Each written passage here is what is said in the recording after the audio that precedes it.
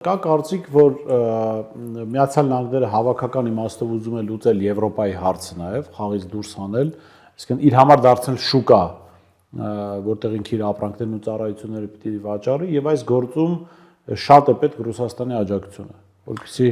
հնարավոր լինի Եվրոպայի հավաքական հարցը լուծել, ինչ կասեք։ Տեսեք, դա կարծիք է, կարող է պետք է այդ կարծիքը ճիշտ է, սխալ է, դա մենակ կյանքը ցույց կտա, բայց ես այստեղ մի քիչ այլ կոնտեքստով կփորձեմ, հա, վերլուծել այս իրավիճակը։ Խնդիրը կայանում է նրանում, որ այս 28 կետանոց այս առաջարկը, որ Միացյալ Նահանգները ներկայացրեցին, փաստացի նախ անսպասելի էր ամերիկացիները, եվրոպացիները, որտեղ իրանք տեղյակ չէին դրա մասին, այսինքն ամերիկացիները գաղտնի այդ բանակցել էին անշուշտ ռուսների հետ, եւ ըստ էության դրա մասին տեղյակ չէր ոչ Ուկրաինան, ոչ էլ եվրոպական երկրները։ Ինչու՞, որովհետեւ